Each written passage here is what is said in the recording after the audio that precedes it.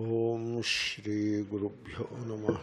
హరి ఓం. శ్రుతిస్మృతిపురాణానామాలయం నమామి భగవత్పాదశంకరం లోకశంకరం త్యక్తపుత్రవిత్తలోకైషణాయ ప్రతిపన్న పరమహంస పారివ్రాజ్యాయ శమదమదయాదియుక్తాయ శాస్త్రప్రసిద్ధశిష్యగుణసంపన్నాయ శుచయే బ్రాహ్మణాయ విధివదుపసన్నాయ శిష్యాయ జాతికర్మవృత్తవిద్యాభిజనైః పరీక్షితాయ బ్రూయాత్ పునః పునః యావద్గ్రహణం దృఢీభవతి. శిష్యాయ బ్రూయాత్. So one has to teach to a deserving student. One who deserves to be instructed, he must be taught. He should not be sent away without teaching. And sometimes you may have to teach a few times the same thing, punah punaha. So repeating the same thing is not a disqualification in Vedanta. Nayayikas say punargrahanam doshaha, punaruktihi doshaha, like that they talk. The same thing you say again, that is considered a blemish. They maintain like that. Because they are logicians, you know. Logic demands that you say one time and the other person is supposed to understand. If he doesn't understand, that is his fate. That is how they operate. Even in karma, the Vaidika karma, you have to do only one time. You don't do again and again. Whenever you remember you do harati, it is not acceptable. One time. And if it has to be done more than one time, it will be mentioned. Like Agnishtoma, you do one time in a lifetime. One time. Darsha Purnamasa, every Purnima and Amavasya. And there are certain rituals like Nachiketa Agni, 3 times in a lifetime. Trinachiketaha. One who has performed the Nachiketa ritual thrice. That is the limit. No, I have money, energy, enthusiasm, so I will do 4 times. It is not acceptable. Like you want in a temple situation, I don't know much about Agama and all that. So, I would expect it to be like that. In a temple situation, probably you need to worship God twice. Not every time you remember. And Harati should be part of the worship. Therefore, doing Harati whenever and wherever, that is a bit odd thing it is. Nothing wrong in it. What is wrong in it? Except that you will be burning a lot of camphor. Nothing wrong in it, but a bit odd. Anyway, whereas, so I have digressed, coming back to the point. So, in Vedanta, punaruktihi na doshaya. It is not considered a blemish. Whereas in Purva Mimamsa, punarukti they don't like. They call it a dosha. Jamita is the dosha. Jamita means some kind of a laziness in the movement, in moving forward. And you say the same thing again means you are not moving forward. You are stuck wherever you are. That is a dosha, Jamita. Shankara talks of it in Ishavasya Bhashya. Jamita dosha he invokes and says in Vedanta that is not valid. And therefore, the same thing has to be repeated again and again, depending upon the requirement of the student. Yavad grahanam drudhi bhavati. The student must understand. So, you see, people collect a lot of information about things, but particularly in the context of Vedanta, they collect a lot of information about things. In a way, they have a kind of manual of Vedanta with them. All the information is collected. And sometimes the text Tattvabodha is used in that kind of with that such an attitude. All the information about Atma, Brahma, world, and further intricate details of these things, they are all collected, collated and collected and put in one place, kind of a manual. Tattvabodha works like that. You need it because you should know the terminology and the structure of the Shastra, etc. You should know, so that you can go deeper into the study. Therefore, that way it is helpful. But then it remains as an information only. You have collected all the information, but do not know anything about it. So, one Mahatma used to say, "Log Vedanta seekhte hai, jante nahi." Like the Swami Ramasukdas Ji Maharaj used to say. He was telling me one day, "Swamiji, log seekhte hai, jante nahi." Means they collect all the information about Atma, Brahma and all that, but they don't know. It is like I knew a gentleman who knew the entire list of stations between Varanasi and Calcutta on the train line. All stations he knew, every single station he knew in the right sequence. One day everybody was amazed at his memory and all that. One day somebody asked, "Did you ever travel from here to Calcutta?" He said, "Never traveled." He never traveled to Calcutta from Varanasi, but he knew all the stations in between by name. So, like that, that kind of information, that is also called knowledge. The word knowledge is a very funny word. It is used in all situations. So, you see, jnanam, kartru vyutpatti, karana vyutpatti, karma vyutpatti, bhava, so many things are there for the word jnanam. Anyway, information is also called jnanam. Like Google. Google doesn't say we have all the information. They won't say like that. They say we have all the knowledge. That is how they claim.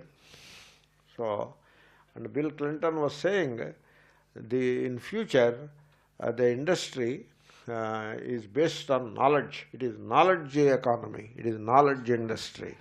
Like that he says. What he means is information. Whereas in Vedanta, just collecting information is not adequate. So you have to bring it to the level of an insight, if you will. It must become an insight. Like the body, myself. Body is the field, kshetram. Idam shariram. And I am the one who knows. I am not the body. I am the one who knows. That is information. But then that is not mere information, it is an insight. So that becomes Vedanta. Therefore, to bring in that insight into the student's psyche, into his system, you may have to repeat a few times. So, punah punaha yavat grahanam drudhi bhavati. So that he will not have any doubts about it. Is it this way or that way? That kind of doubt. Or may not be it is so, that kind of vipratipatti, means the opposite conviction, those things should be neutralized, and therefore one has to repeat these things again and again. But then the student must be a worthy student. So certain qualifications of the student are being discussed here. Interestingly, in the next paragraph itself, the qualifications of the teacher also will be described. Very interesting. So, first the student, he should be shamadama dayadi yuktaya. You see, people have a mind which can only be described as the most agitated and restless. That is how the people are. Like, suppose you are doing meditation. Suppose, I am not complaining, I am just making an observation. You are meditating. Half an hour session it is. And suppose you are not able to sit quietly for 30 minutes and in a guided meditation, you have to examine yourself. That is not a very happy situation. And you have to look at yourself and see what is wrong. Why am I unable to sit 30 minutes without disturbance for myself? Not for others, for myself. So people have to examine that. That is one thing. But more than that, you are doing meditation, and halfway through the meditation, the cell phone rings. Means what? You carry the cell phone to the meditation class and you don't even put it off. Suppose you carry, in earlier days, they used to snuff, they used to snuff that powder like that. They carry a small bottle of that in the... So nowadays it is not popular, I think. Nowadays nobody is doing it. Not many. It went out of vogue. And so cell phone has come like that. They used to carry, wherever they go, they carry a bottle of snuff powder. Whereas nowadays they carry the cell phone. And so it is like you forget to carry, it is like you may forget the book, but you never forget the cell phone, something like that. It has become one more anga, 5 senses and 6th sense like thing it has become. So you carry it. It is okay. And you put it off, at least during meditation session, you are likely to, you may want to put it off. Sometimes they put off your cell phones, like that they put a board there. That here it is not put, not necessary also, but they put it. Therefore, it reminds. So we put off. So you come to the meditation class, preferably you leave the cell phone at home. You don't want to carry it all the time. That is unnecessary. And then nowadays they have waterproof cell phones. So that when you take bath in Ganga, you can keep the cell phone in your clothes. So you don't need all that. You need not carry it preferably. And then you suppose you have to carry it, then you put it off. Okay, you forgot to put off, and so you may shift to vibration mode. They say like that. I don't know much about these things, but if you do that, you put off. Suppose you forgot to put off, then it starts ringing. Now you put it off. No, he takes it, sees it and talks in the meditation session. That shows the level of restlessness that has built up within the system. Such a restless person, such an agitated person, an anxious person, so much anxiety, that is another name for restlessness. Such a person is not a worthy student. Not that he should not come into the class, this and that. That is not the point. Nobody is denied entry or any such thing. But the point is the teaching will not make any impact upon the person, because people are they are caught badly in the mundane things, and so the cell phone is one of them. And then there is a thing called WhatsApp. I don't know what it is, WhatsApp. How that acronym came is also a mystery to me. App must be application, and what's means what is. So how they got combined together like that, I have to look into it. What's up it is, not app?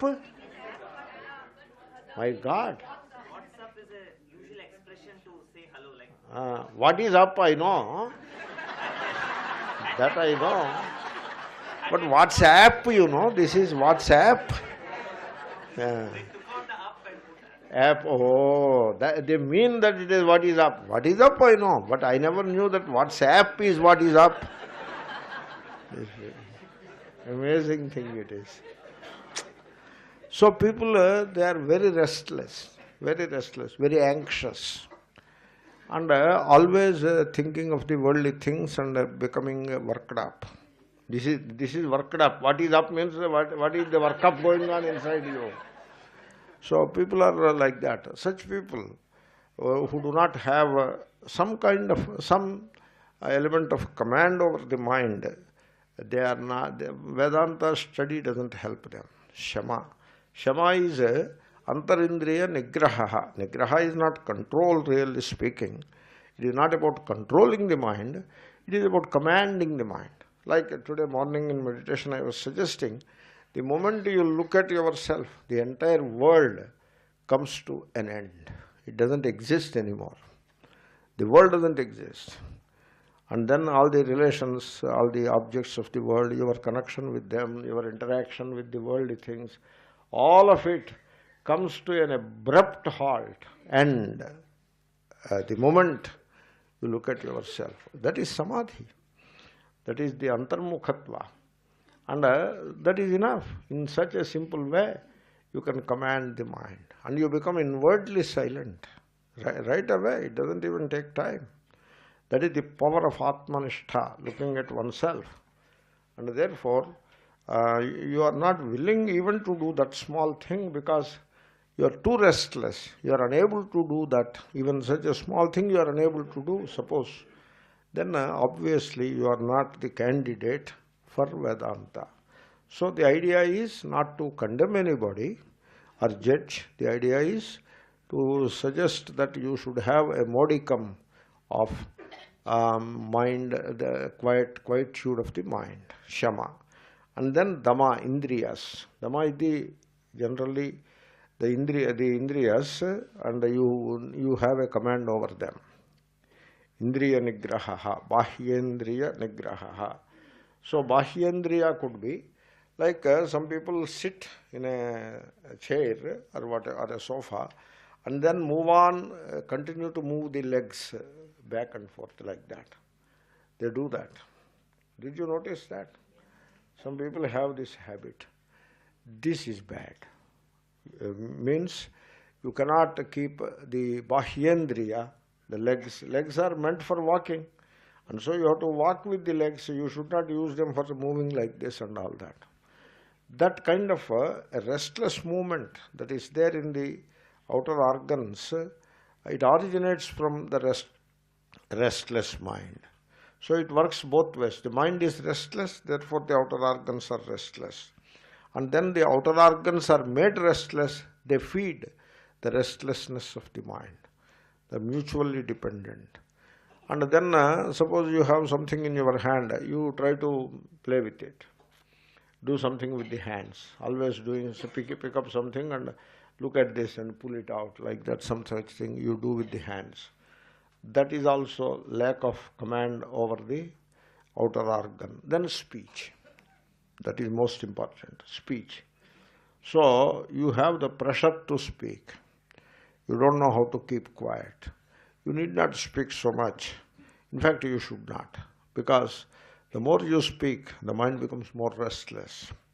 Also, out of the many windows available for the mind to run into the world, speech is the most prominent one. The mind runs into the world all the time through the organ of speech. Therefore, if you stop speaking, like this door is closed, then the mind remains inside quiet, mostly. Therefore, people have to practice maunam, means silence, outward silence, which leads to inner silence. Then the other this is all dhamma I am describing. Bahyendriya nigraha. Then coming to jnanendriyas, the sense organs. So the eyesight. So you see, it is estimated that the modern person, the modern man, looks at a lighted screen for nearly 10 hours a day. Means you will be looking at the lighted screen all the time and doing something with it. The touch screen technology has come. Therefore, you need not even press a button or type or any such thing. Just go on touching the screen. It will come to light, and it will show what you want. Similarly, if you want to dial a telephone number, in the olden days, you have to dial like that. 9 if you have to dial, you rotated the entire circle, and then it will go back all the way. You have to wait. Then you dial 7, then 3. Like that you dial 10 numbers, and then find engage there. And therefore you put it back on the cradle. Then pull it out and start dialing. And the other person doesn't lift it. You don't want to phone that person for that day. Whereas nowadays, suppose you say touch, 9, 7 comes. Immediately 3, 4 numbers with 9, 7 beginning appear there. And whatever you know, or you know what number you want to call, you touch that, it will go. Therefore, the fickleness of the mind is fed more and more by these gadgets. They do what they have to do. So the worldly people, they do, the companies, etc., they do what they have to do. We have to decide what we want to do. You see, the gentleman Steve Jobs, who was the father of all these modern gadgets in Apple, I suppose, he came to India when he was diagnosed with cancer, and he was told that he has only so much time to live. He came to India and he learned some meditation, etc. And then he wrote his experiences with the quietude of the mind and all that. And I don't remember exactly, he has written a biography or somebody else has written his biography, whatever. And it's a well-received book. In that book, he wondered sometime, I'm not sure, you may want to check that, I will also check. It seems he was wondering, why did I create all these gadgets like that? Therefore, it's okay. What has to happen in the world will happen. What you need, you have to decide. Do you need to look at the lighted screen so long, so much time? Because what is happening is, when you look at the lighted screen, what is called information, which is converted into the sensation, and it is fed into the mind. You are feeding into the mind. Feeding what? Noise. That is how it is described. You are feeding noise into the mind. Suppose you sit quietly with the eyes closed. Now you are not feeding any noise into the mind. And some sounds you hear, you ignore them, don't pay attention. Therefore, that noise is cut off. And then the smells, etc., is not a big deal. Not much is there in any case. And then the sense of touch also you can easily ignore. Therefore, all the feeding of noise into the mind has come to an end when you close the eyes and sit quietly. But then there is noise already loaded into the mind. The mind has so much content within itself. And when the outer noise is not fed into the mind pulls out its own noise, which is inherent in the mind. That noise which is in the form of thoughts arising out of memory, and those thoughts will be going on and on and on. A flow begins. And therefore, that is the inner noise. Now, first you have to arrest the outer noise and then stop it, because it is noise. Why do you want so much noise? Why do you want to feed so much noise into your system? You don't need it, It is like dumping so much unhealthy food into the stomach. The stomach gets disturbed, spoiled. Health will be badly compromised. The same way, when so much noise is fed into the world, into the mind, through all these organs, then you are messing up the mind. You are harming the mind. It is no good for the mind. So anyway, when you sit in meditation and arrest all this noise, and now you are left with the inner noise of the mind, which is its own content, which is already there. And then it will start pulling out that. Because mind is movement. Mind is movement. There is no mind without movement. And without movement, the mind becomes no mind. It becomes no mind. And therefore, the mind doesn't want to become no mind. It is addicted to movement. The mind has an issue.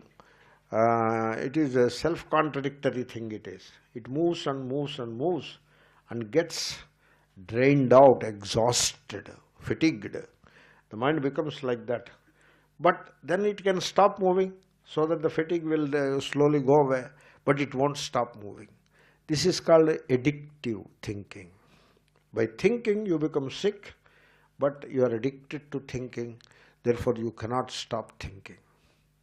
Like people who know smoke is injurious to health.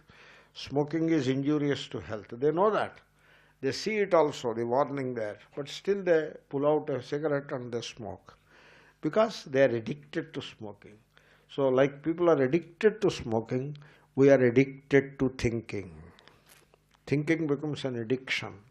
So now, you instead of controlling the thought process, instead of commanding the thought process, it's a marvelous faculty. Mind is a tremendous power it is. It's a great faculty. Instead of using it, you become a slave to the mind. Thereby, now we have to use the thought as an instrument. Instead of that, thought uses us.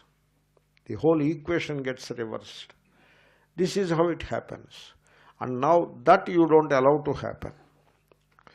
So you have to arrest this feeding of the mind, or this fickleness of the mind, at two levels. One, at the outer sense organs level, which feed the mind with all kinds of noise. That is called dhamma. And then you have to control or command the mind at the inner level also, because even after arresting the outer noise, still there is a lot of inner noise latent in the mind. All of that will be coming out. Therefore, next stage would be to make the mind quiet inwardly. That you do it all. We will do it in the meditation all the time. Therefore, this kind of a general command over the mind is required. Put together, that inner and outer command put together is called shamadama. You see, I told you the other day, I went to some place, San Francisco, and one lady came to the class. She came to the class along with her boyfriend. Generally, when the lady comes, the boyfriend also follows suit. So she is interested in Vedanta, and therefore he becomes interested in Vedanta. You see, in P.G. Wodehouse's novel, one of the novels, the hero, he goes to a philosopher. He goes to the university and goes to a philosophy professor, and he wanted to study some philosophy. The professor asks him, "How come you are interested in philosophy?" He says, "My girlfriend is interested in philosophy, and occasionally she is asking a question or two about philosophy, and I am cutting a sorry figure. I want to impress her, and therefore I want to study philosophy." Like that, it goes further and further. Wodehouse, you know. Anyway, so similarly, this lady is coming, and therefore the boyfriend was in tow, and he was also attending the classes. For 10 days, both of them have attended classes. That was a wonderful thing. And then next time when I went, she alone was there. He was not there.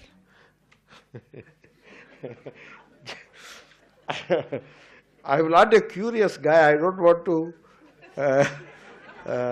poke into their life and all that, but I casually, the question blurted out, "What happened to your boyfriend?" He said, "I gave him up." Why? Why did you give up him? So she explained herself without my asking. I said, "Oh, but she felt that she is obliged to explain to me for whatever reason." And so she explained, there is a reel going on in his head all the time. That's why I gave him up. You got the message? A reel is going on. Reel means, so when the reel is going on, the movie goes on, you know. Some such thing is going on in his mind. There is another way of describing it. Non-stop broadcasting station. Like that some other philosopher described it. Non-stop broadcasting. Such a person, when he comes and sits in the class, he is not the proper student. That's why very young people, very immature and very worldly, very agitated and restless young people, when they come to Vedanta class, we recommend, come on, go and do some job. What will you do here? We don't encourage. You know, some people who are searching for sishyas, they want to fill the hall, that is a different matter, but normally we don't encourage. Why do you want to come to Vedanta class? Why? What happened to you? What is the reason you want to come to Vedanta class? A BSc student came to Vedanta, my class, Vivek Chodamani class. I asked him, "Why are you here?" "No, I want to study Vedanta." "What are you doing presently?" "BSc." "Which year?" "Third year." That was January. When are the exams? Sometime in March, April. From tomorrow onwards you don't come. You first pass the exams. Study for the exams, 2 months' time. You don't lose 1 second. Study well. and pass the exam, and then you may want to meet me. Then we will discuss what you should do. Not Vedanta immediately. You may want to study MSc or whatever. Therefore, a young man comes, he like a stray person. He is going in the flow, but suddenly he strays out of the flow and comes to the ashram. Therefore, catch hold of him. We should not do that. Because he will spend some time and his Vedanta will not be in proper place. It will not develop properly. It will be like a child that is attacked by Zika virus, So we have many such Vedantins known to us. Their Vedanta is infected by Zika virus. Like the fetus is good in every respect and likely to become a very beautiful, nice, healthy child, but the Zika virus has infected the child. Now you get a very abhorrent and a very weird child comes out because of the Zika virus. Similarly, these Vedanta students, it is likely to be infected by Zika virus-like thing and then come out a weird Vedantin, extremely attached to the body. So that kind of, and to the rituals, kamya karma, so that kind of Zika virus effects we see all the time. Therefore, it should not happen. And therefore, advise the young man to go and do something else. Because he is supposed to have a modicum of inner quietude. Shamadamadi yuktaya. Shamadama. And then Adi Shabdena titiksha. Just one thing I have to bring in. Titiksha means endurance. Because in the place where you study, it is not home for you and you don't want to make it into a home. You should not. You should not convert the ashram into your home. There are some slogans. This ashram is a second home for you, like that. I am not in favor of that slogan. Because you want to make the ashram into your home. That is not what you are supposed to do. You are supposed to do home into an ashram. Not the ashram into your home. So, here the food is not up to your taste. The bed and other basic requirements are also not up to the mark of your requirement. Yet, you endure. You adjust with all that. There is a process of acclimatization to the new atmosphere. You do it very smoothly and quickly and nicely. That is called titiksha. A student needs that. Suppose the student, he is supposed to go to the Vyakarana class. Instead of that, he is concerned about the bed and the pillow. So, in fact, he talks of the bed and pillow itself proves that he is not the right student for Vyakarana. So, because that kind of physical comforts are not to be given importance at all. You need a little comfort here and there, I appreciate that, but physical comfort should not become the norm. And you are willing to overcome that. It doesn't draw your attention at all, or even if it draws your attention, you are willing to adjust with it very easily. That quality is also required for a good student. And then comes daya. Now I wonder why Shankara puts daya suddenly in between. And in one prayer he says, Bhuta dayam vistaraya taraya samsara sagarataha. There is a prayer like that. Maybe you will be reciting it also in one of these classes. And so he says, he gives a formula for freedom from the bondage of samsara. He gives a formula. So, taraya samsara sagarataha. From the ocean like samsara, please uplift me. That is the prayer. And in that prayer, in that particular verse, he puts one or two qualities. If these qualities are taken care of, you are certain to cross the ocean of samsara. And one of those qualities is compassion, daya, love. Another way. So love for all life. You see, one day I saw a devotee. He is a very staunch devotee. I could see that he is a devotee based on his outer dress, the dress, the marks on the face, etc., the devotee. You know what he did? Before I could realize what was going on, he had a saw, battery operated saw, and so he attacked a banyan, not banyan, a banana tree, a plantain tree with that. The tree, plantain tree is a very soft tree. It is like a reed-like thing it is. You don't call it really a tree also.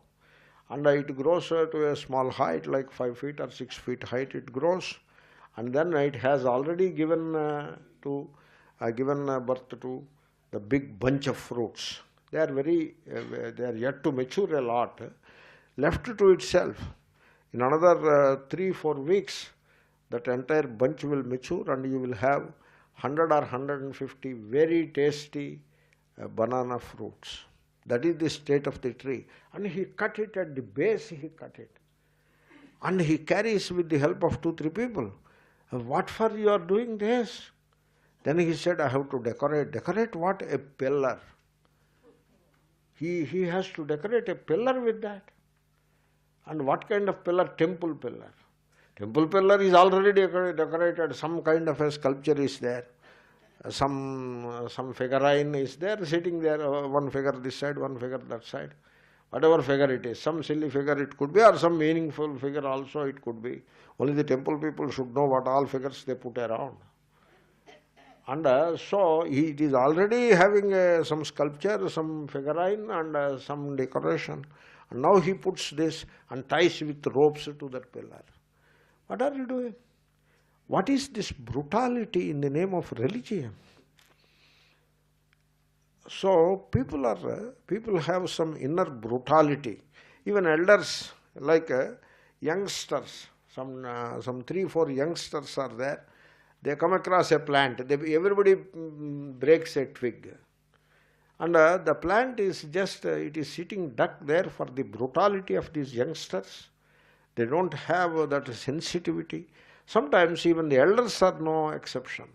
They come across a tree while walking on the path and they pull a branch or pull a leaf and then take the leaf and make it into 2 pieces and then make it into 4, then make it into 8. Why should you? And then throw it all. Litter anywhere and everywhere. This kind of insensitivity to life. No sensitivity is there towards life.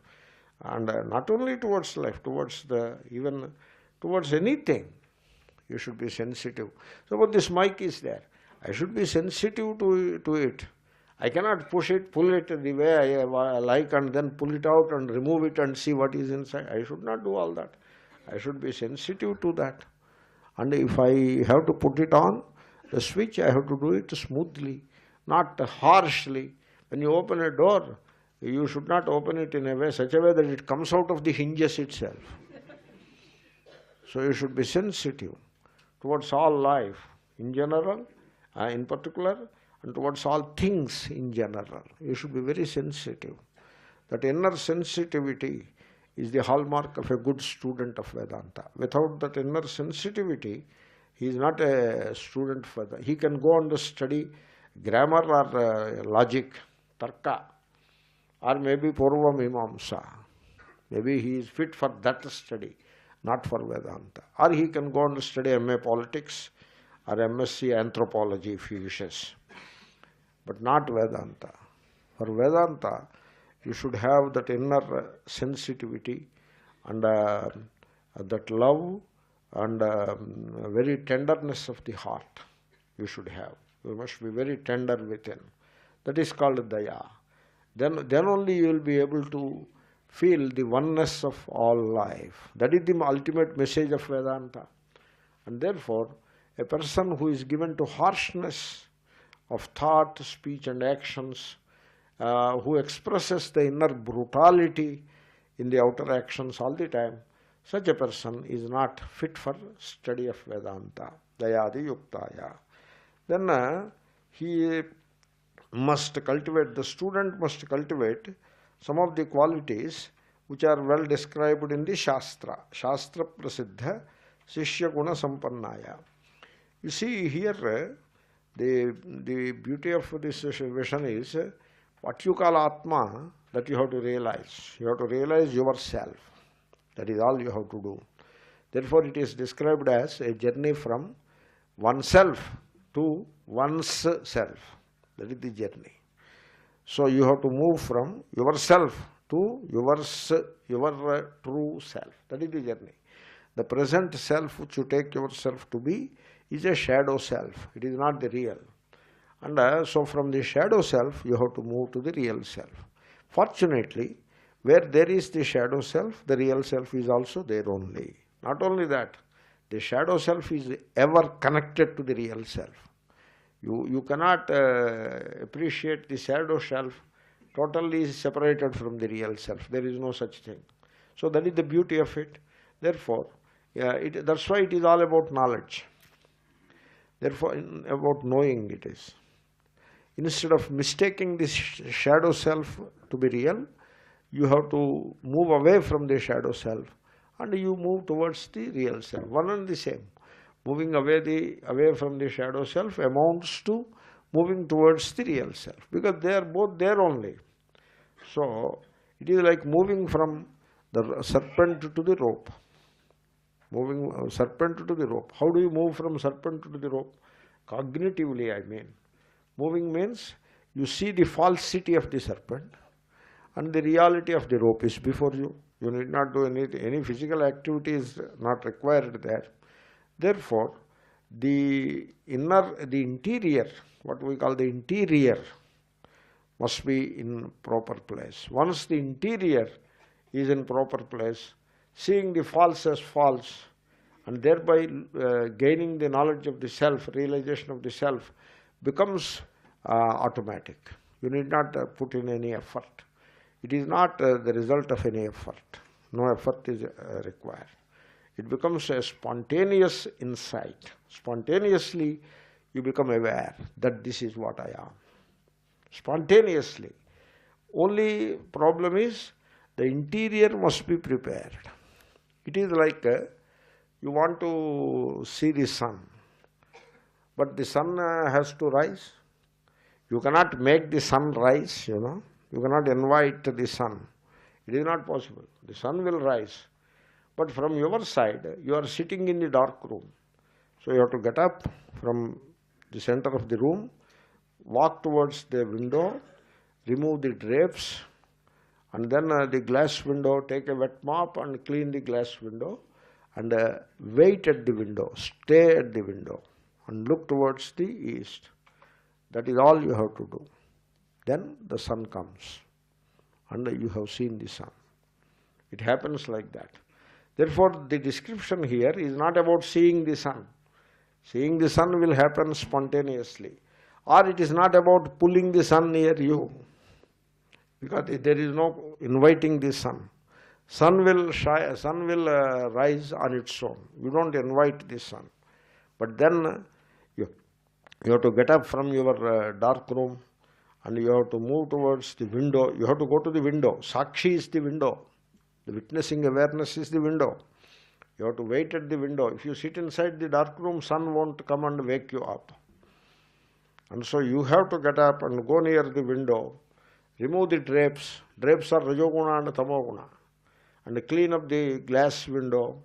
That is also cleaning up of the Rajoguna and Tamoguna. And establish yourself in the Sattva Guna. Then the sun will come, the sun realization, you see the sun. This is how self-realization happens. And therefore people who think that they will realize the self with the use of their pramana, etc., they are standing before a painted door. Nothing is going to happen. So, Atma is aprameya. Did you not hear? Atma is aprameya. It is not pramana gochara, it is.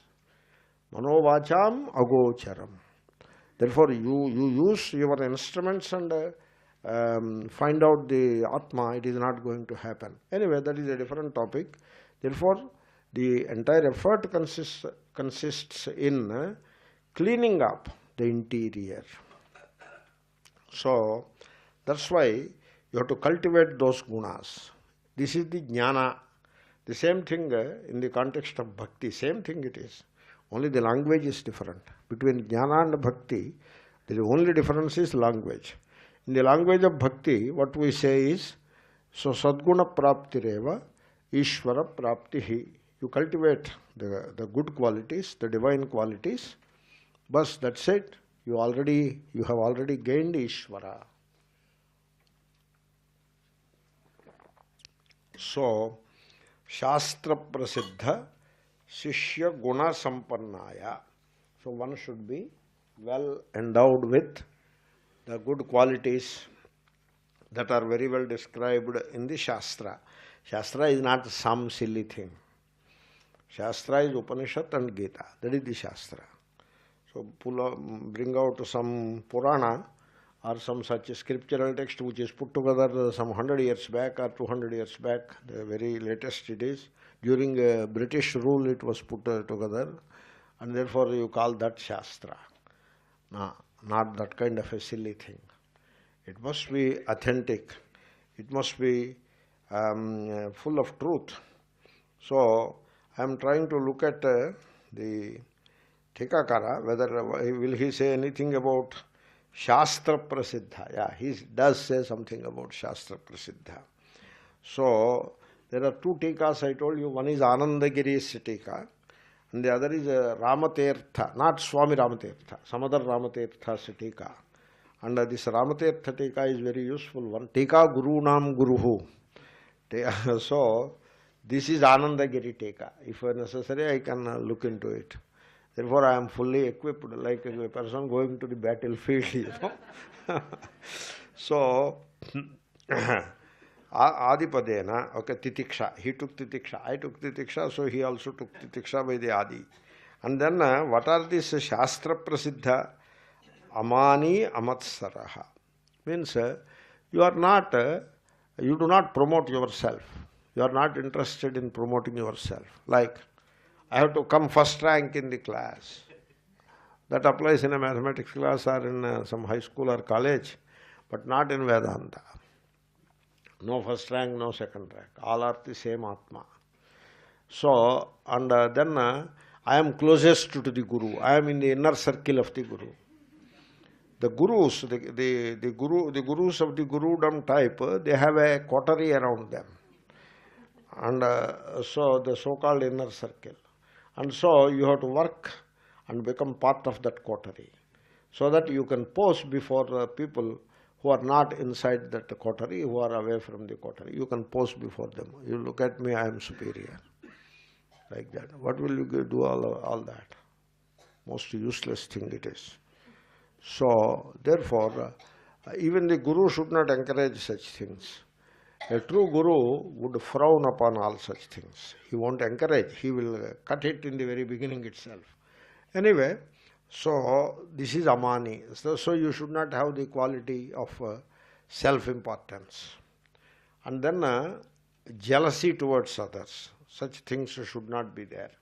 Amatsaraha. These are some of the points which are raised by the Shastra. And good loving nature and all that are pointed out here. Nirmamaha, the sense of mine should not be there. So like that you have to cultivate your interior. These are some of the qualities described by the Shastra. Shastra Prasiddha Shishya Guna Sampannaya. Shuchaye. Shuchi is two kinds, Bahya and Antara. So Shuchi, Bahya means outwardly you should be hygienic, because when we come into a group of people, so we have to be very sensitive about them. Suppose I have some infection going, some viral infection or some bacterial infection or some throat, some cold or throat infection, whatever, I prefer to stay away so that others won't get it, because some of these are contagious. Like the flu, the seasonal flu is there. It moves from person to person. And therefore, it will be there for a day or two.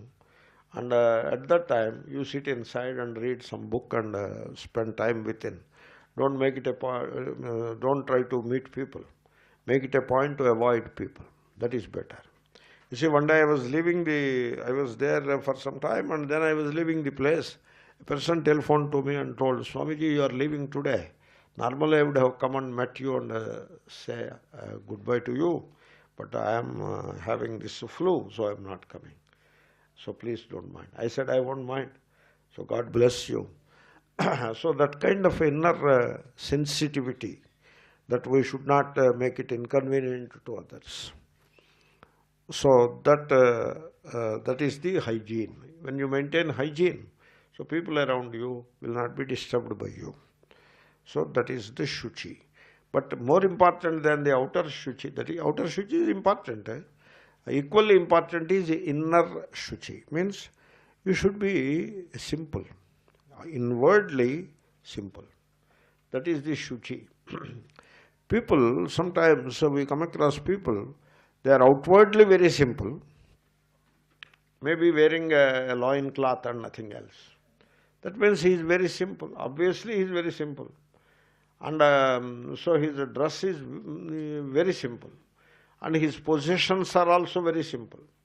He stands out as a very good example for simplicity, outwardly.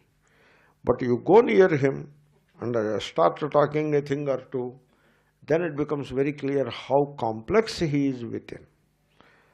The moment you go near him, he asks, what is your caste? That means he is not that simple inwardly. And then from where did you come? Oh, who are you? What are you? So many things he wants to know about you, and highly judging, very judgmental, and having very complex emotions of liking and disliking, etc. The people are very, very complex. You see, one day myself and my friend, we went to meet to pay our respects to a Mahatma. And I was in a Vedic dress. From the beginning I was accustomed to that kind of very traditional dress.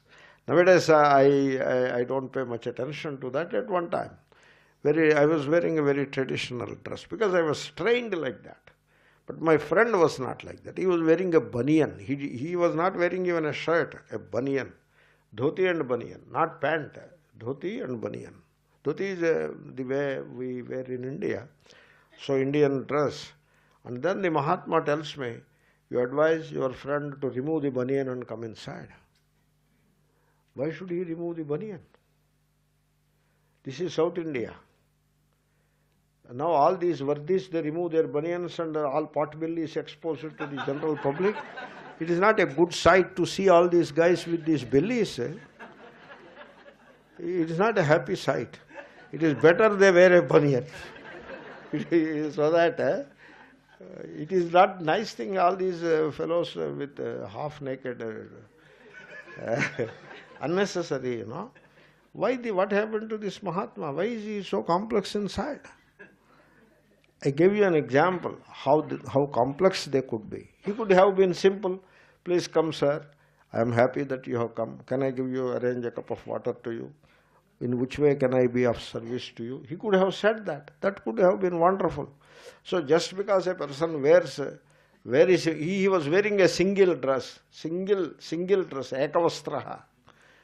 Ekavastraha means he takes the long cloth like this and puts it around the waist, and then leaves a small piece and covers the other part of the body with the same.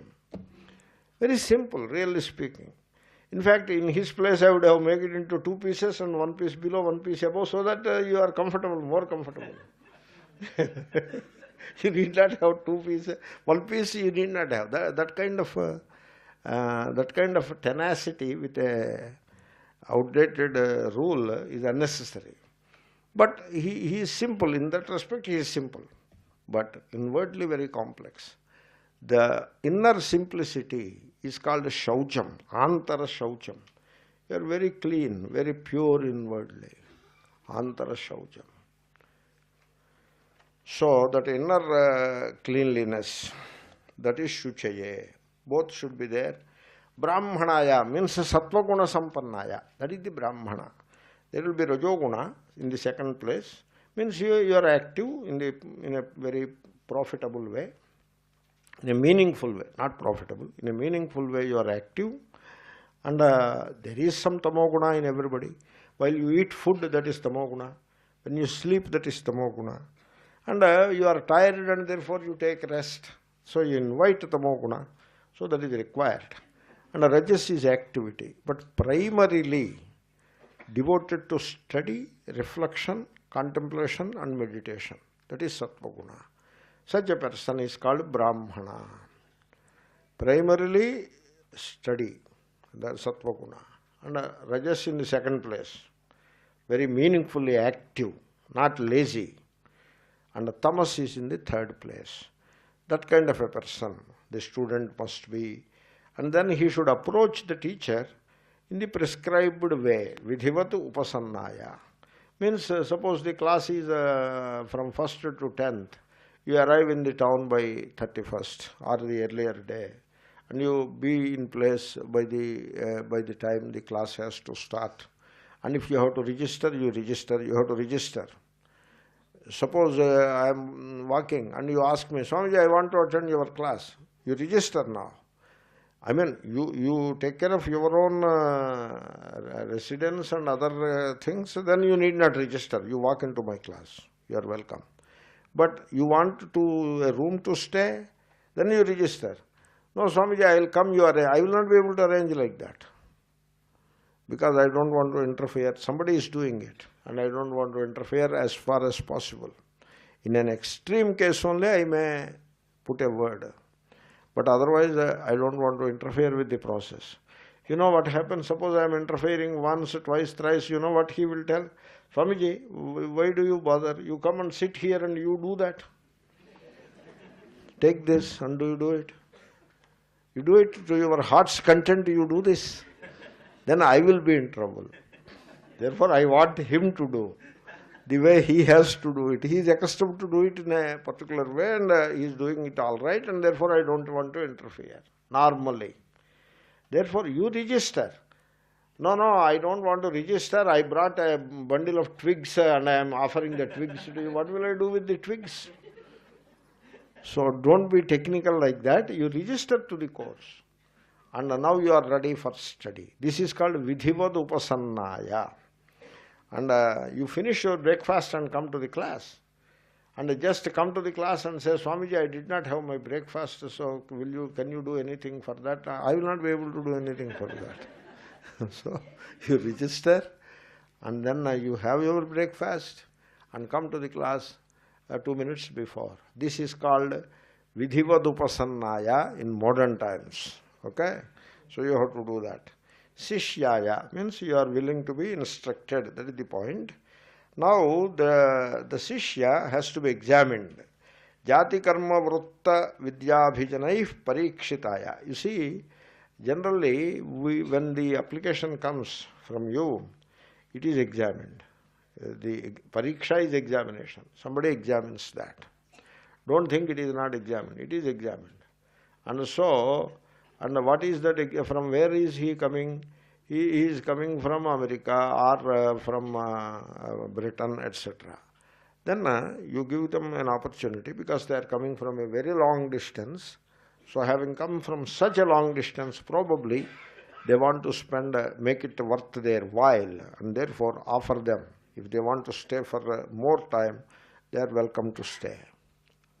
Then, suppose somebody is coming from Haridwar to the class.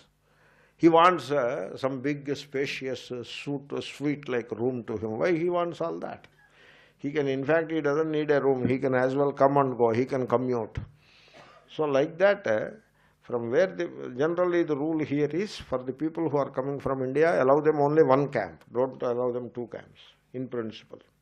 But people coming from outside, give them the chance to study for 2 camps. Because they come from a very long distance, and so a lot of money is involved.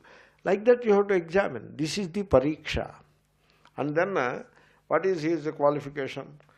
Suppose he is studying BSc second year and applies for Vedanta course. Dismiss him immediately. You don't want him to the class. Why should he come here? And then he quarreled with his wife and wants to attend the camp. We don't know that. But suppose we know, then we say, first you go and make amends with her and settle that dispute, and then come. Somebody else has filed a lawsuit against his partner in the company, and then he comes to Vedanta class. First you go and withdraw that lawsuit and come to the class. So like that, if possible, it will not be possible to examine these things. Whatever things can be examined. Suppose what is his activity? He is working in a slaughterhouse. The in charge of the machinery, that particular operator, he is the operator of this slaughterhouse butchering machine. Come on, you don't come to Vedanta class. You stop that job and get another job, get a more comfortable, more routine job, and then you come. In America, the students come when they are in between jobs, they come to the class. That in between jobs is a very beautiful description. In India, we are a bit rude about it. We say he is unemployed. Or we say he lost his job. That is how we describe. The moment he hears it, his heart sinks. Whereas in America, in India, we are a bit rude about it. We should not be like that. In America, they say, oh, what are you doing? I'm in between jobs. Very wonderful expression it is. Very beautiful expression. And so he says, Swamiji, I am in between jobs. Can I attend your classes? I say, welcome. Because he is in between jobs, you know. So he is welcome. But then how can I pay for the fee? You have to pay some fee. Not for the teaching part of it, but for boarding and food, some fee you have to pay. There, they say, you can do some service so that you need not pay. They offer like that. And they come and do some service. In the office, some work will be there always. So he looks after some of that work. And then they study well. They study very well. Therefore, you have to examine the situation of the person. He is skipping his duty. Suppose he is coming to the class. Then his wife telephones, Swamiji, my husband stopped coming home because he says he wants to sit in your class. Then I say, Amma, you see, I will advise him. You have to find another way also to pull him back. I will push from here, but you have to have a way of pulling him back towards you. Please work on that. And then I call this fellow, what are you doing here? Go home and come back with your wife. Don't come alone. So like that, this is the pariksha. Here, it is not the examination about your qualifications and all that. The teaching is in English. Therefore, you should know what is said in English, you should be able to follow. Sanskrit, you don't know. It's okay. We will accommodate you by providing a translation. And if you wish, a transliteration also. You can see transliteration is given to people. Because include them. This is an inclusive effort, not to push out anybody. But still, when the person is absolutely not right for this study, keep him away. That is the meaning of parikshita, parikshitaya. So that sentence we have finished. Now we are making some progress.